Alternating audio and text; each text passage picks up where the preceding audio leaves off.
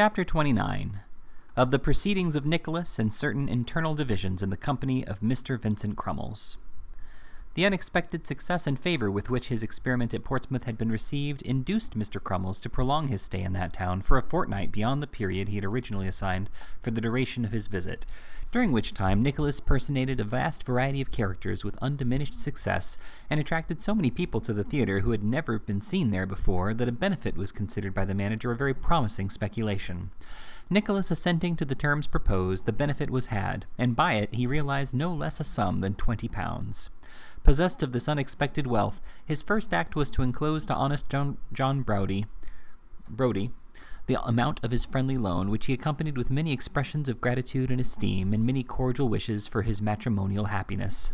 To Newman Noggs he forwarded 1/2 of the sum he had realized, entreating him to take an opportunity of handing it to Kate in secret, and conveying to her the warmest assurances of his love and affection. He made no mention of the way in which he had employed himself, merely informing Newman that a letter addressed to him under his assumed name at the post office, Portsmouth, would readily find him, and entreating that worthy friend to write full particulars of the situation of his mother and sister, and an account of all the grand things that Ralph Nickleby had done for them since his departure from London. "You are out of spirits," said Smike on the night after the letter had been dispatched. "Not I," rejoined Nicholas with assumed gaiety, for the confession would have made the boy miserable all night. "I was thinking about my sister, Smike." "Sister?" "Aye." "Is she like you?" inquired Smike. "Why, so they say," replied Nicholas, laughing, "only a great deal handsomer." "She must be very beautiful," said Smike, after thinking a little while, with his hands folded together and his eyes bent upon his friend. "Anybody who didn't know you as well as I do, my dear fellow, would say you were an accomplished courtier," said Nicholas. "I don't even know what that is," replied Smike, shaking his head. "Shall I ever see your sister?" "To be sure," cried Nicholas. "We shall all be together one of these days, when we are rich, Smike." "How is it that you, who are so kind and good to me, have nobody to be kind to you?" asked Smike. "I cannot make that out." "Why, it is a long story," replied Nicholas, "and one you would have some difficulty in comprehending, I fear. I have an enemy. You understand what that is?" "Oh, yes, I understand that," said Smike. "Well, it is owing to him," returned Nicholas. "He is rich and not so easily punished as your old enemy, Mr. Squeers. He is my uncle, but he is a villain and has done me wrong." "Has he, though?" asked Smike, bending eagerly forward. "What is his name? Tell me his name." "Ralph Nickleby." "Ralph Nickleby," repeated Smike. "Ralph. I'll get that name by heart." He had muttered it over to himself some 20 times when a loud knock at the door disturbed him from his occupation. Before he could open it, Mr. Folair the pantomimist thrust in his head. Mr. Folair's head was usually decorated with a very round hat, unusually high in the crown and curled up quite tight in the brims. On the present occasion he wore it very much on one side, with the back part forward in consequence of its being the least rusty. Round his neck he wore a flaming red worsted comforter, whereof the straggling ends peeped out beneath his threadbare Newmarket coat, which was very tight and buttoned all the way up. He carried in his hand one very dirty glove, and a cheap dress cane with a glass handle. In short, his whole appearance was unusually dashing, and demonstrated a far more scrupulous attention to his toilet than he was in the habit of bestowing upon it. "Good evening, sir," said Mr. Folair, taking off the tall hat and running his fingers through his hair. "I bring a communication. Hem." From whom, and what about?" inquired Nicholas. "You are unusually mysterious tonight." "Cold, perhaps," returned Mr. Folair. "Cold, perhaps. That is the fault of my position, not of myself, Mr. Johnson. My position as a mutual friend requires it, sir." Mr. Folair paused with a most impressive look, and diving into the hat before noticed, drew from thence a small piece of whitey brown paper, curiously folded, whence he brought forth a note which it had served to keep clean, and handing it over to Nicholas, said, "Have the goodness to read that, sir." Nicholas, in a state of much amazement, took the note and broke the seal, glancing at Mr. Folair as he did so, who, knitting his brow and pursing up his mouth with great dignity, was sitting with his eyes steadily fixed upon the ceiling. It was directed to Johnson, Esquire, by favour of Augustus Folair, Esquire, and the astonishment of Nicholas was in no degree lessened when he found it to be couched in the following laconic terms: "Mr. Lenville presents his kind regards to Mr. Johnson, and will feel obliged if you will inform him at what hour tomorrow morning it will be most convenient to him to meet Mr. L. at the theatre, for the purpose of having his nose polled in the presence of the company. Mr. Lenville requests Mr. Johnson not to neglect making an appointment, as he has invited 2 or 3 professional friends to witness the ceremony, and cannot disappoint them upon any account whatever. Portsmouth, Tuesday night. Indignant as he was at this impertinence, there was something so exquisitely absurd in such a cartel of defiance that Nicholas was obliged to bite his lip and read the note over 2 or 3 times before he could muster sufficient gravity and sternness to address the hostile messenger, who had not taken his eyes from the ceiling, nor altered the expression of his face in the slightest degree. "Do you know the contents of this note, sir?" he asked at length. "Yes," rejoined Mr. Folair, looking round for an instant and immediately carrying his eyes back again to the ceiling. "And how dare you bring it here, sir?" asked Nicholas, tearing it into very little pieces and jerking it in a shower towards the messenger. "Had you no fear of being kicked downstairs, sir?" Mr. Folair turned his head, now ornamented with several fragments of the note, towards Nicholas, and with the same imperturbable dignity briefly replied, "No." "Then," said Nicholas, taking up the tall hat and tossing it towards the door, "you had better follow that article of your dress, sir, or you may find yourself very disagreeably deceived, and that within a dozen seconds."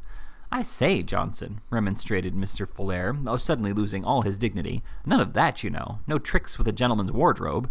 "Leave the room," returned Nicholas. "How could you presume to come here on such an errand, you scoundrel?"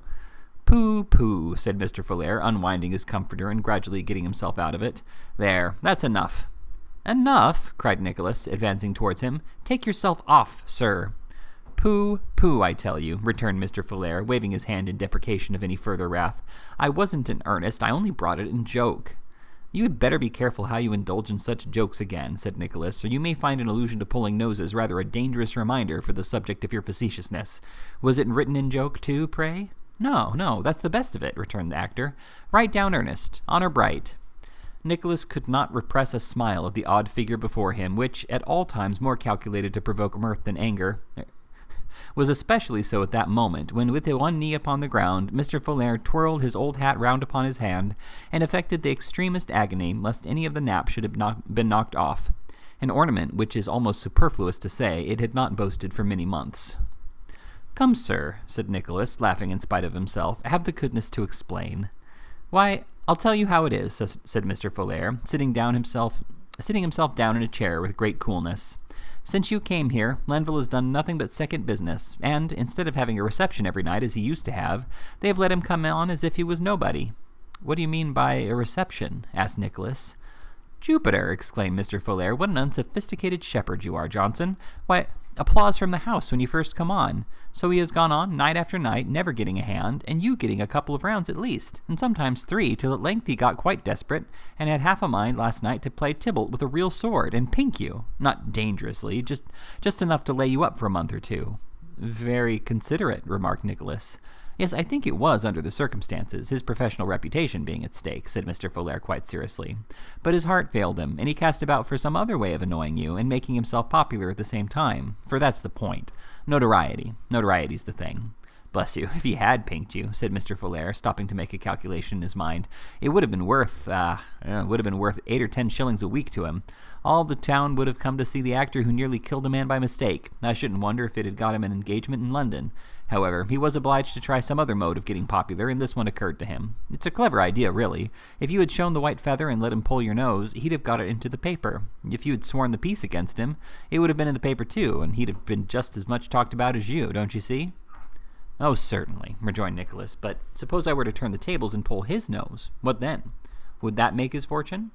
"Why, I don't think it would," replied Mr. Folair, scratching his head, "because there wouldn't be any romance about it, and he wouldn't be favorably known.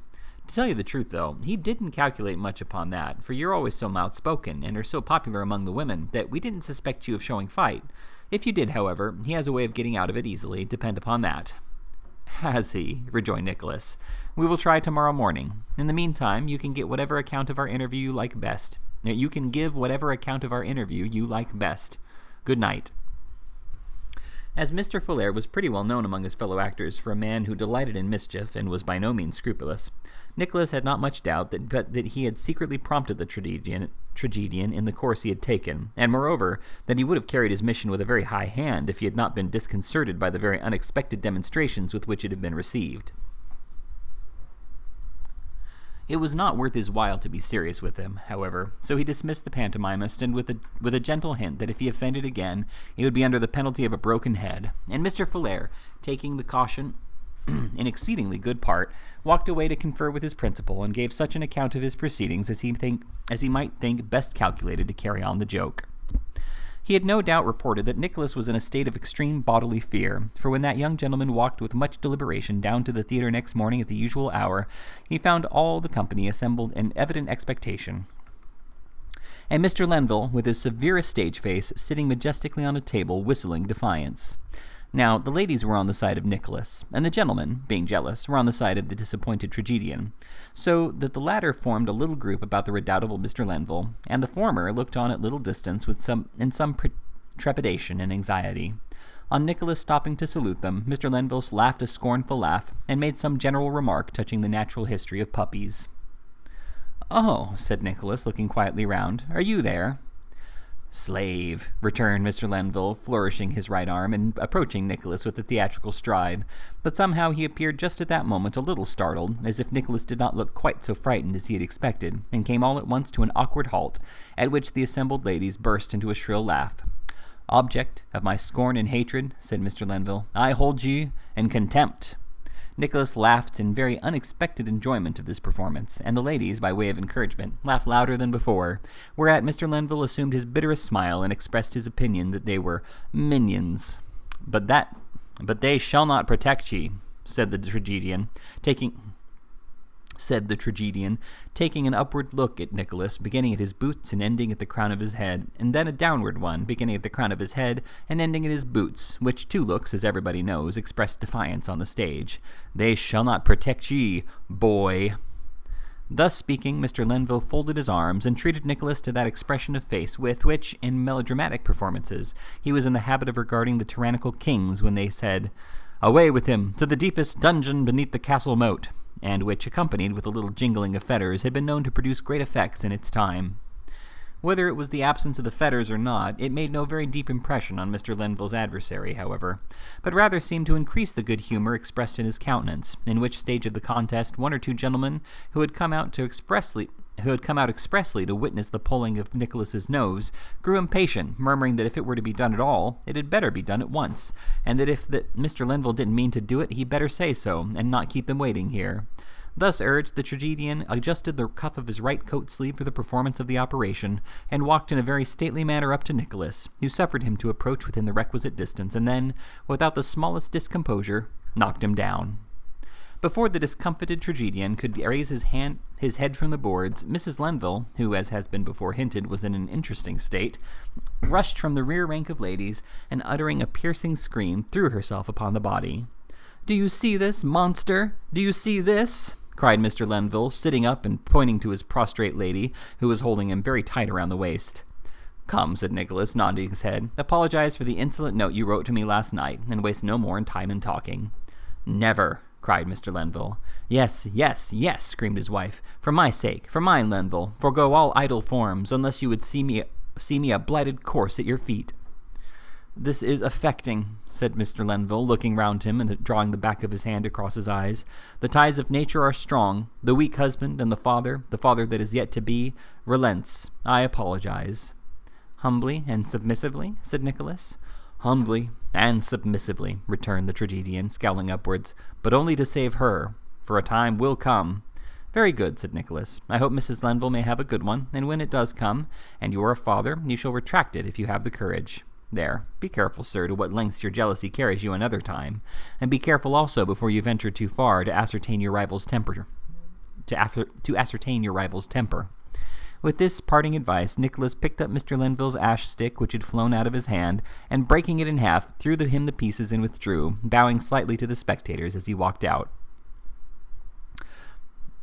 The profoundest deference was paid to Nicholas that night, and the people who had been most anxious to have his nose pulled in the morning embraced occasions of taking him aside and telling him with great feeling how very friendly they took it that he should have treated that Lenville so properly, who was a most unbearable fellow, and on whom they had all, by a remarkable coincidence, at one time or other, contemplated the infliction of condign punishment, which they had only been restrained from administering by considerations of mercy. Indeed, to judge from the invariable termination of all these stories, there never was such a charitable and kind-hearted set of people as the male members of Mr. Crummles's company.